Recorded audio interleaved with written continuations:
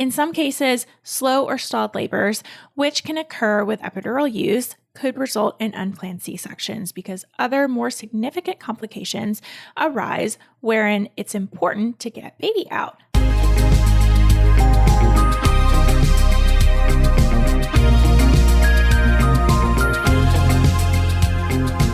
You're listening to the Mommy Labor Nurse podcast, where you'll gain the knowledge and confidence you need to erase the unknowns of pregnancy and birth and rock the newborn days like a boss. My name is Liesl Teen. I'm a fellow mom, labor and delivery nurse, and your host. Each week on this podcast, you'll hear a mix of birth stories, expert interviews, and other fun pregnancy and birth-related content. As a reminder, anything you hear on this podcast is not medical advice. Please see mommylabornurse.com/disclaimer for more details. And now let's get into this week's episode. This week on the Mommy Labor Nurse podcast, we're going to talk all about birthing without an epidural and answer a question I get all the time. How do I have a natural birth? And while there is no secret formula, I definitely have some insight into what you can do to set yourself up for success. Because I go over this in the episode, but did you know that an estimated 71% of births in the US use an epidurals, and some hospitals even cite stats of over 90% of births involving epidural use. Yet, other polls and surveys of pregnant women across the U.S. show that over 80% of mamas hope to birth without an epidural. So what gives? Why, are there so many people who don't want epidurals, but there is so much epidural use? Now, let me be the first one to say that there is nothing wrong with epidurals or C-sections for that matter. Both are incredible labor interventions and totally fine with me, okay?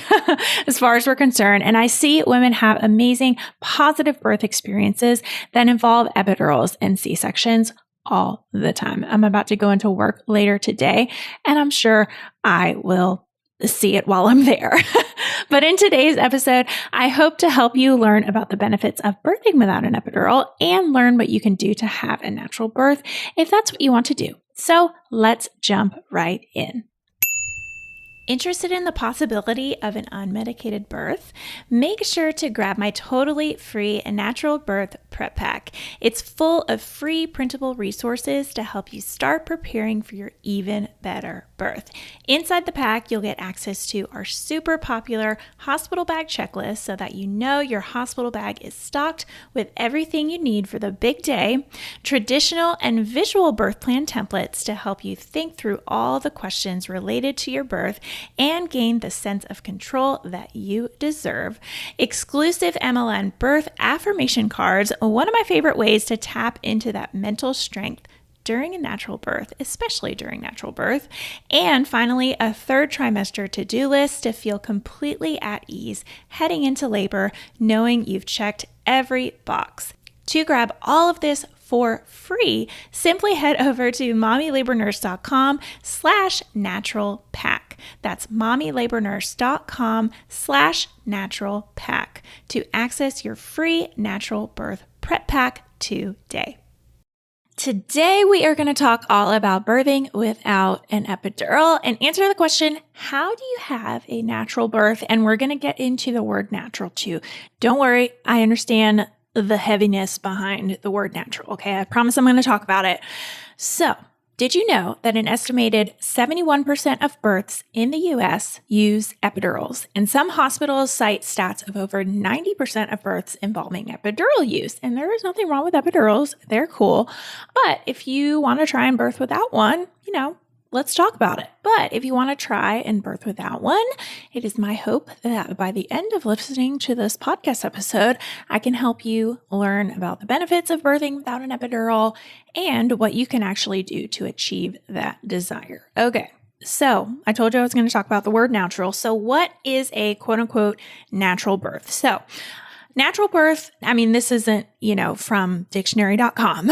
But in general, natural birth is a term that is widely accepted to mean giving birth without an epidural. Some people interchange the word natural and unmedicated. Some people even interchange the word natural and vaginal as opposed to having a C-section. So they'll say, I had a natural birth, and they just mean I had a vaginal birth, regardless of if, I got an epidural or I did this, that, and the other. And the problem with that is someone who's had a C-section may feel like that their C-section wasn't even birth. I also know that some epidural mamas take issues with the term natural, meaning without an epidural, because of the argument that all birth is natural. And I hear that and I acknowledge that. But I also know that by and large, our society accepts natural to mean without an epidural. Labeling your birth is something that only you get to do, right? And I challenge you not to let labels like the word natural that other people use define your experience and your beliefs. I do believe that the term natural birth is becoming outdated, and I much prefer the term birthing without an epidural to describe this sort of birth experience that I'm going to be talking about today. And here at Mommy Labor Nurse, we firmly believe that all types of birth are beautiful, right? And that there is no one right way to give birth. At the end of the day, you and your baby's safety are always most important, and there is no one size fits all approach to birth. Mommy Labor Nurse empowers mamas just like you to have the tools that they need to attempt the birth that they desire, but we're thoughtful in our approach and education so that no mama is set up for disappointment or feels like a failure if something unexpected occurs, because we don't want that to happen. I know what it feels like to be a failure, and it just doesn't feel good. So that is really honestly one of my number one goals behind my birth courses and just my whole platform is I want to eliminate that whole feeling of coming away from your birth and feeling like there was something wrong with you, or you felt like, oh, I had a C-section and I'm a failure because of it, or, oh, I was planning on going, without an epidural and I got an epidural and I was a failure because of it. No, ma'am. No. Okay. So with all of that being said, let's move on now to learn more about birthing without epidurals. Okay. We're going to talk about benefits first. Okay. So if birthing without an epidural is something that you're interested in, I always think, first learning about the benefits is kind of a really good place to start. Getting mentally pumped up and choosing a why behind your motivation to birth without the use of an epidural can be very powerful for your mental preparation, right? So I have 10 benefits here. Number one, your labor might be shorter, especially the second stage or the pushing phase. Epidural use can lengthen the time spent pushing. It is evidence-based. There have been studies that have said, hey, if you have an epidural, you are more likely to push a little bit longer. And that makes sense because bedsides, we see moms who have epidurals, and it takes them a little bit sometimes to kind of get used to pushing, because when you have an epidural, sometimes it's really, really hard to push because you're numb down there and it doesn't feel instinctual. Even though you might be feeling pressure, it's just hard. And I haven't had an epidural personally, so I can't speak from personal experience, but this is just what I've seen at the bedside, that sometimes it just kind of takes a few pushes, a little bit of time to really get the hang of it. Next benefit, you may avoid a stalled labor. So some research also suggests that epidurals slow the progress of your labor, leading to the use of Pitocin to try to move it along. And in some cases, a stalled labor can even make having a C-section necessary. Number 3, you might avoid the cascade of interventions. Bum, bum, bum. And I talk about this cascade of interventions, which is not studied and it's not evidence-based, but it's something, again, that we see at the bedside. I talk about this in my birth courses a whole lot. So this cascade of interventions can possibly lead to C-sections or getting an epidural. And this is because medical interventions can sometimes interfere with your body's natural response to labor and birth. Basically, the cascade of interventions is like the first intervention is you getting induced. And all of these things I'm about to talk about are not like quote unquote bad. I'm not saying don't get induced or don't, do this, that, and the other. I'm just trying to explain exactly what the cascade of interventions, this phenomenon that people talk about is. So let's say the first intervention, medical intervention, is that you are getting induced with Pitocin. And if you're getting induced with Pitocin, you might have stronger contractions, more erratic contractions, and that might cause you to want an epidural sooner than maybe you would have wanted one if you hadn't been induced. So let's say you get an epidural and we give you a lot of fluid, because when we give you an epidural, we have to dose you up with a bunch of fluid. And sometimes a bunch of fluid can space out your contractions. We're looking at, the monitor and we're saying, oh, your contractions are kind of spaced out. Provider says, oh, you know what? Let's do another intervention. Let's break your water. So now Pitocin, okay, we've gotten an epidural and breaking the water. And now because we've broken the water, maybe your baby's, coming down and they're having these heart rate changes. And we're like, oh, you're having heart rate changes. We got to do some more interventions, flip to one side, give you an amnion infusion to, help baby out. And then maybe we give you that amnion infusion, which is basically this catheter that we put inside your cervix to give you more fluid. So it's another thing inside. So maybe that increases your risk of an infection. Then you start to get a fever and we give you medication to help your fever, but then you need a C-section. You can just see how one thing can possibly lead to another, which can possibly lead to another, which can possibly lead to another. And again, none of these things that I'm saying are quote unquote bad. Okay. I'm just trying to give sort of an example of how one thing sometimes can lead to another. There are plenty of moms that I take care of that they get induced and they happily give birth without epidurals. And there's no cascade of interventions. But sometimes when we talk about this, it kind of makes sense to draw out a possible cascade, if that makes sense. So back to benefits. Next benefit, your recovery time will probably be faster after having a birth without an epidural, especially versus a C-section, which involves recovery from abdominal surgery. But the fact that you don't have to wait for your legs to denumb is a really huge perk. You can just get up and move around almost immediately after you give birth, as long as your vital signs are stable. And just in general, most people just feel a little bit better. You don't have to wait for your legs to wake up. It's just your recovery time's just a little bit quicker. Next benefit, you may experience less postpartum swelling. And most mamas who give birth without an epidural report a little bit less postpartum swelling because with epidurals, again, I talked about this a little bit, but we have to give you fluids before you get your epidural. And sometimes even we have to give you fluids afterwards if your blood pressure is kind of out of whack. So there's just a lot of extra fluid, so you can have this extra swelling. So that's definitely a benefit. You probably won't be as swollen as you would be if you got an epidural. Another benefit, it does lower your risk of vaginal tears. So epidural use is associated with an increased risk of severe perineal tears, although the overall risk for severe perineal tears is very low in general, about I think 3 to 4%, but it's slightly lower for moms who give birth without epidurals. Another benefit, it lowers your risk for fever and low blood pressure during labor. A 2018 Cochrane review found that people with epidurals were more likely to experience low blood pressure and fever during labor. Another one is that avoiding an epidural may possibly lower your risk of an unplanned C-section. Now, we've talked about this on the podcast a little bit. I've talked about this on my platform, but in some cases, slow or stalled labors, which can occur with epidural use, could result in unplanned C-sections because other more significant complications arise wherein it's important to get baby out. Stat. We want that baby out. The research is mixed on whether epidural use results in higher instances of C-sections. Okay, it's a big debate, but it's just something to be aware of that this might be a benefit. And then the final benefit is, again, this is very anecdotal, but you might get an intense high, okay?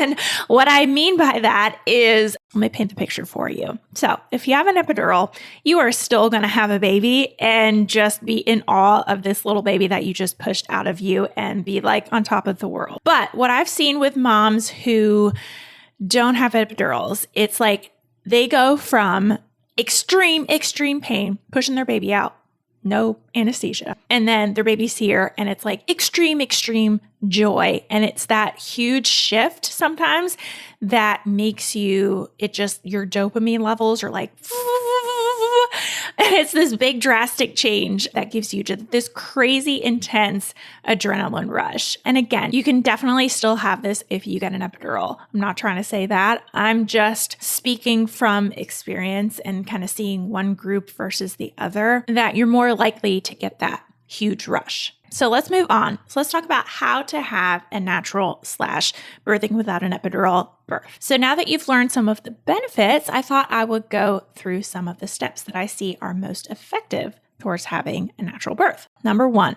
what do you think I'm going to say? Prepare. So many second-time moms who connect with me say that they wanted to birth without an epidural the first time, but they didn't prepare and they wound up with an epidural. Again, that's not bad. Okay. Epidurals are great and wonderful things, but if you are planning to birth without one and then you get one, you're still not meeting your wishes. Okay. So then the second time around, they take the time to get educated and prepared and they have their natural birth. For many, simply wanting a natural birth isn't quite enough, and having the right education and preparation in place really is key. And going along with preparing, it's also important to get the right support. That's a critical factor.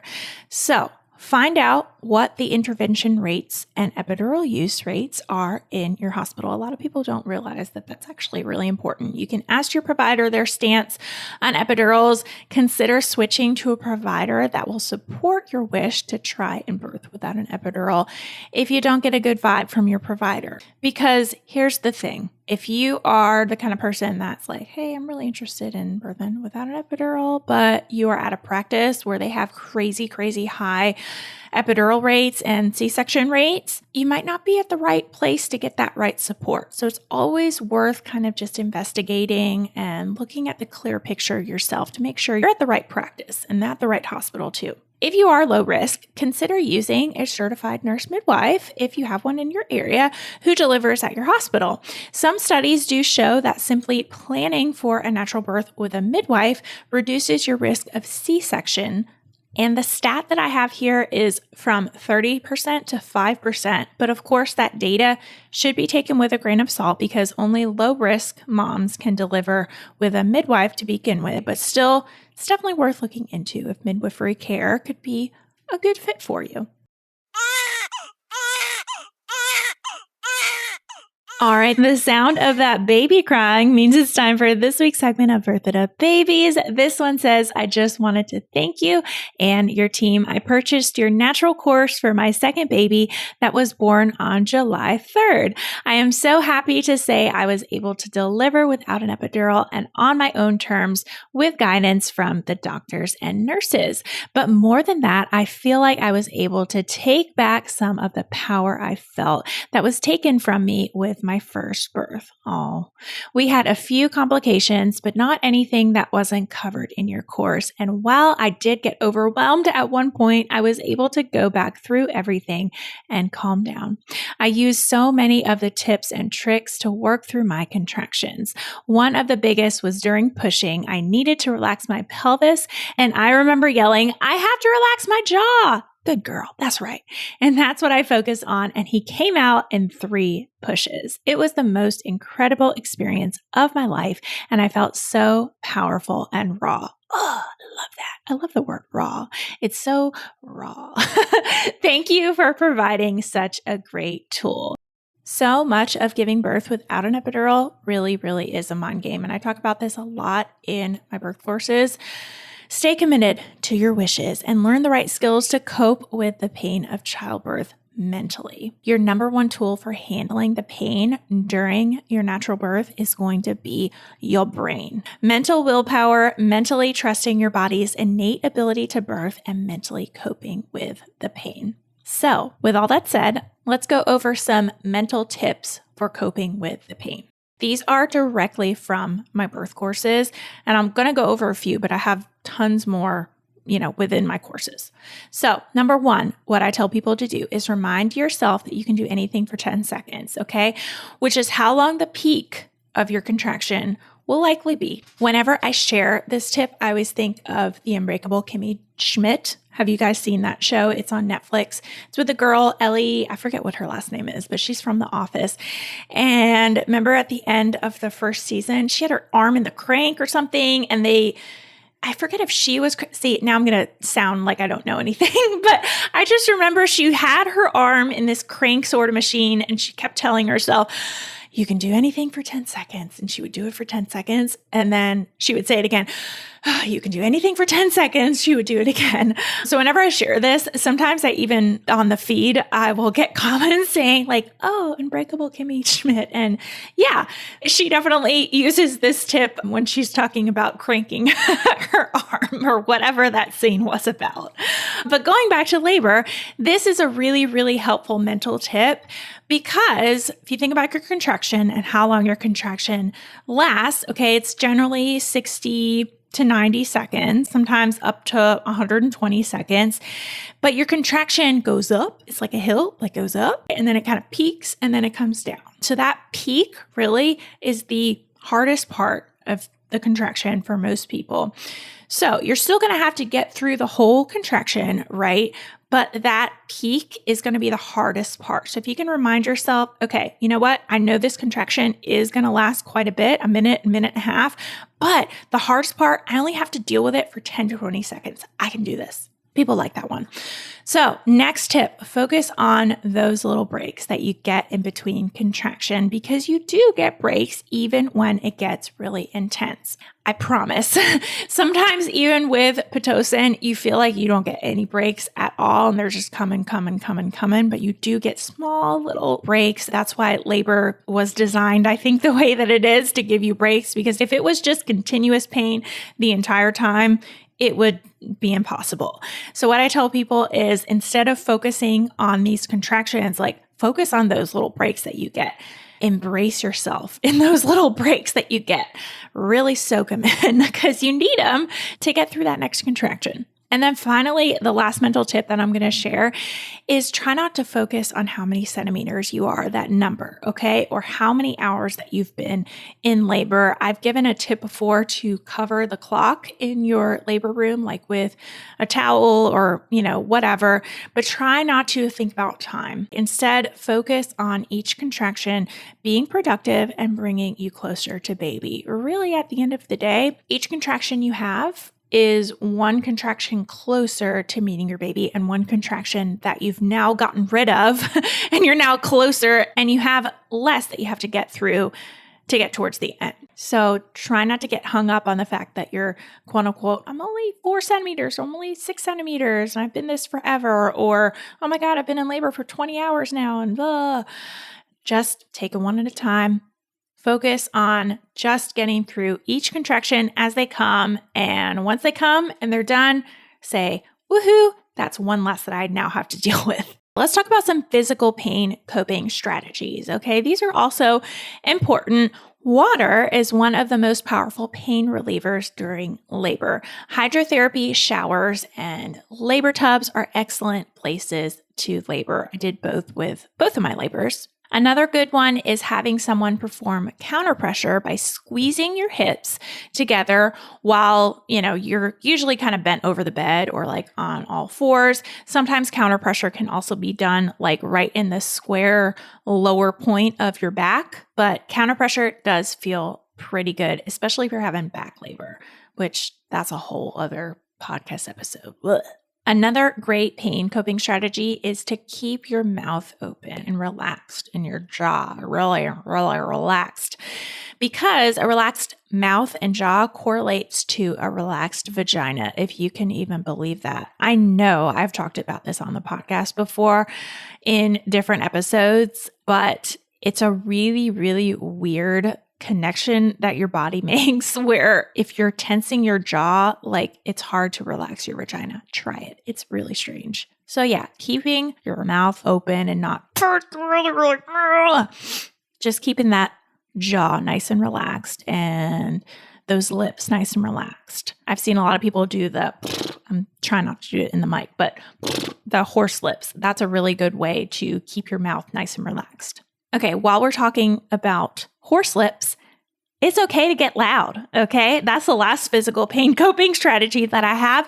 It is okay to get loud. Making noise is totally normal during birth, and it can really help with your perception of pain. It's totally fine. I don't care. You can scream at me. You can scream at whoever. You can make your horse lips as loud as you possibly want. You can grunt. It's fine. It is okay. Just let it out. All right, moving on. Now we're going to be talking about creating a birth plan that favors your goal of having a natural birth. All right, so here are some things to include on your birth plan. And again, if you want to print out a template that's really, really easy to use, I'm going to go over these, but these are all things that are on our birth plan template that we have. You can just go to mommylabornurse.com/birth plan. It's just one word and just grab it. It's totally free. So number one, use of pain medications. Okay. Just, you don't click epidural, or you can not click all, medical pain interventions. But it's okay to also say, I can consider, narcotics or nitrous oxide. Now that COVID is starting to, knock on wood, not be as much of a thing, we're allowing nitrous oxide use in the hospitals again. Another good thing to include on your birth plan is what language you want your team to use surrounding medical pain relief options. That's a really, really important one. And this is one that I always talk to my patients about when they say that they don't want epidurals, because some people don't even want me to say the word epidural or don't even want me to say anything. And then other people are like, yeah, you know what? You can suggest it if I get to that point and we can talk about it. But, that still kind of gives me the control of saying, no, I don't really want it. So it's good to kind of put on there if you want to be reminded of your options or you just don't want any mention of it at all. Either is fine. Other things to put on there: what pain relief strategies do you want to try? Do you want to try birth ball? Do you want to try hydrotherapy? What are your preferences involving induction? It's important to, discuss your provider's policy, your risk factors, how long you'd like to wait before induction is possibly discussed if you go past due. I would also consider opting for limited cervical checks. That's something that I recommend to people, especially if they don't want epidurals, because they're just not so fun, and especially not so fun if you don't have an epidural. It's also important to ask about the food and drink policy. A lot of providers nowadays are saying, hey, totally fine, especially if you don't want an epidural, you can eat and drink, as you can stomach it.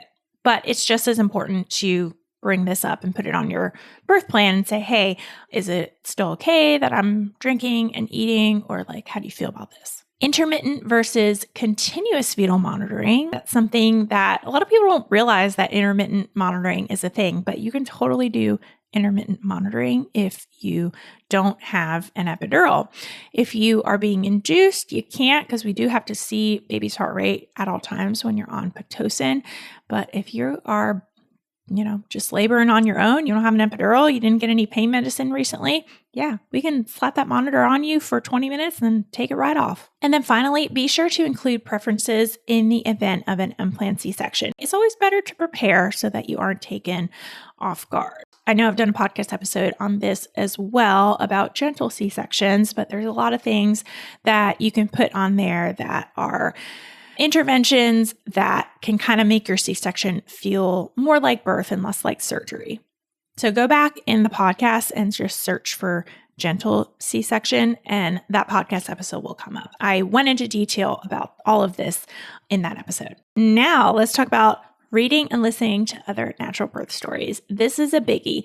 And I've had quite a few podcast episodes of people talking about natural birth, birthing without an epidural, but it's so important to listen to these stories, engulf yourself. Nothing will get you more pumped up and committed to your own natural birth than listening to other people talk about their natural births. And in fact, if you enroll in one of our birth classes, one of the big perks, and one of the things that I feel like I should talk about more, but I forget to, is that you get access to our private Facebook group, and people are not only posting questions and stuff, but people post their birth stories, and you can just search birth story because we tag them all in the Facebook group, and you can just go and read through. I mean, there's tons of them on there. So yeah, definitely check out Birth It Up, the Natural series. If you liked this episode and you want to learn more, you're like, okay, I hear you, Liesl, but I actually do want to give birth without an epidural. Can you really, really help me with more than a 30-minute podcast episode? Yes, ma'am, I can. So yeah, definitely check it out. It's over on mommylabornurse.com. And yeah, thanks for listening.